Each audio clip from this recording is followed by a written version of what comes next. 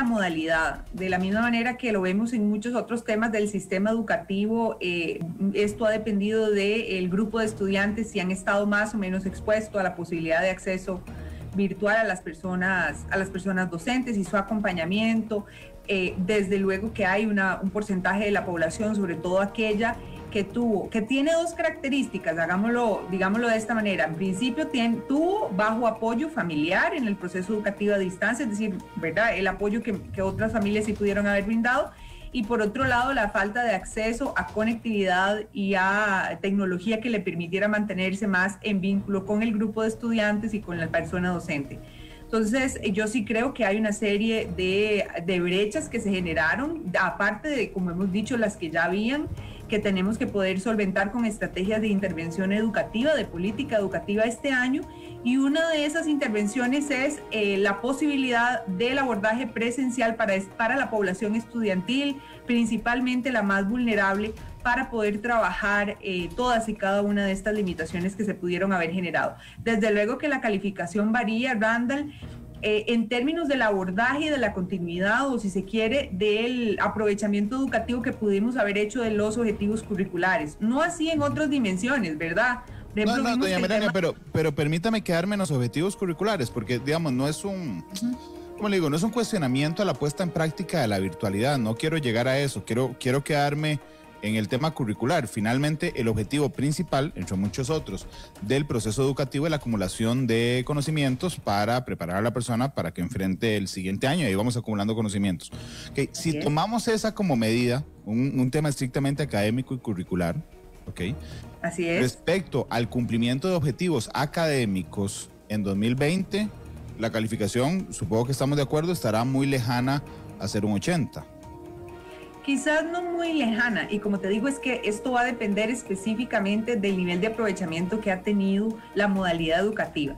Por ejemplo, cuando vos pensás en el sistema educativo público del país, no puedes pensar solo que todas las escuelas primarias son iguales, o que todas las escuelas secundarias son iguales, o que todos los jardines o preescolares son iguales. ¿Por qué? Porque estás sujeto a una serie de variables tan importantes y específicas. Yo te preguntaría, o te daría el reto que le preguntaras, según diferentes modalidades, en colegios científicos, colegios técnicos o colegios académicos, o inclusive liceos rurales, o, ¿verdad?, su calificación, y te vas a encontrar diferencias entre el aprovechamiento que se pudo haber hecho según las modalidades y las posibilidades de las personas estudiantes. Claro, entonces, de hecho, perdón, esas diferencias son las que vuelven la virtualidad vulnerable, doña Melania. Es decir, no es lo mismo la calificación, digo, para no usar la palabra calificación, no es lo mismo que yo diga, bueno, cumplimos un 80, 70, 60, 50 de los objetivos académicos del año pasado, si yo le pregunto, por ejemplo, a un centro privado, ¿verdad?, a un centro científico, a un centro rural, y justamente esas diferencias en los resultados es lo que vuelve inviable, si me lo permite, plantear otro año completo de virtualidad.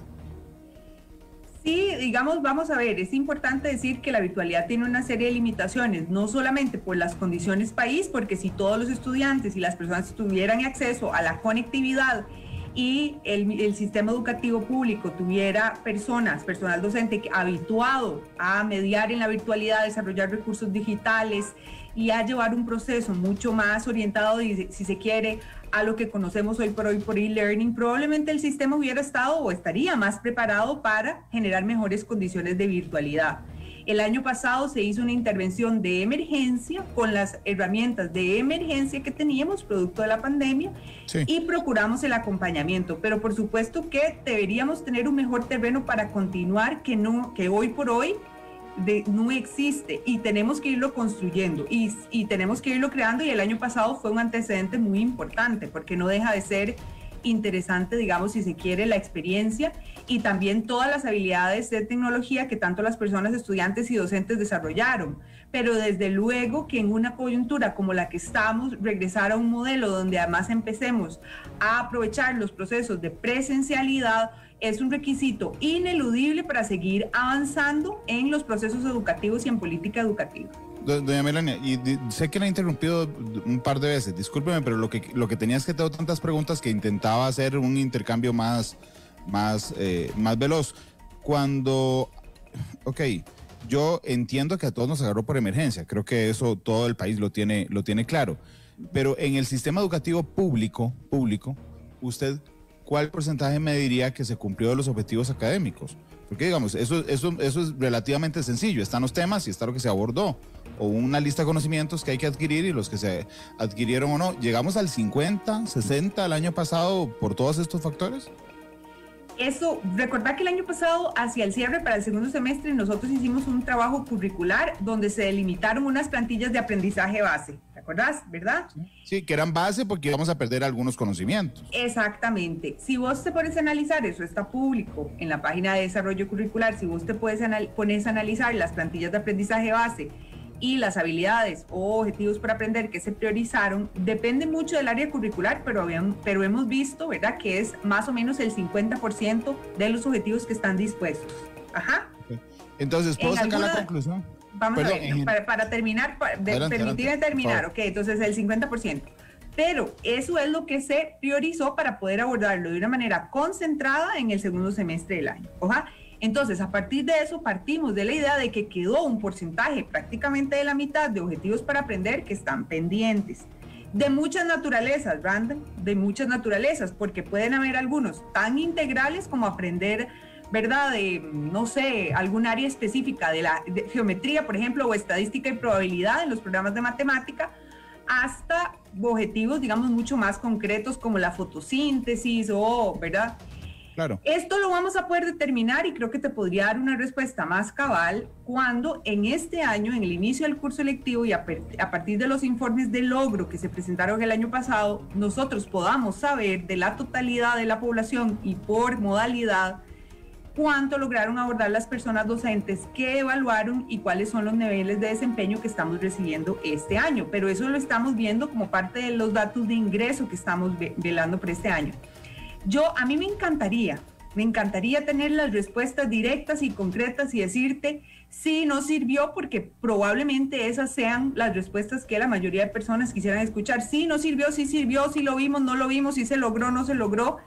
Pero resulta que es tan dispar y diferente, digamos, los resultados que hemos tenido en diferentes condiciones y contextos, que es todavía difícil para nosotros poder decir, digamos, de una manera absoluta, resultados como los que usualmente buscamos lograr. Por supuesto, necesitamos tiempo para procesar lo que hicimos, para ver los resultados tanto positivos como negativos del procedimiento, porque sabemos que va a haber resultados también con muchas limitaciones, pero lo que sí estamos comprometidos en buscarlos para ver cuáles son las intervenciones educativas masivas que tenemos que hacer precisamente para solventar eso que podamos haber enfrentado el año pasado.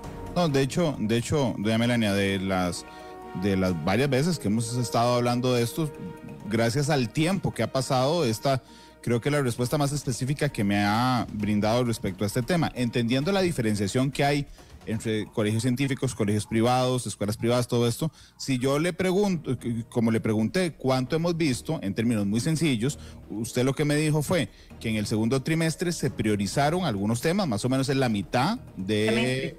En el segundo semestre, perdón, se priorizaron algunos temas, más o menos la mitad de los contenidos. Si se vio el 100% de esos 50, entonces podríamos hablar de que más o menos nuestro sistema educativo abordó la mitad de toda la materia que tenía que abordar el año pasado. Y si uno es más pesimista y quiere ver el vaso medio vacío, entonces que perdimos hasta el momento, porque sé que lo intentan recuperar, la mitad de los temas del año pasado. Eso varía, porque si me voy a un colegio privado es probable que me digan, bueno, en este vimos el 80, en este el 70, en este el 90, en el científico el 80. Entiendo eso, pero por lo menos me parece bastante concreto, ¿verdad? Ya conociendo la estrategia del segundo semestre, entender que se vio a la mitad, más o menos, de la materia en estos temas.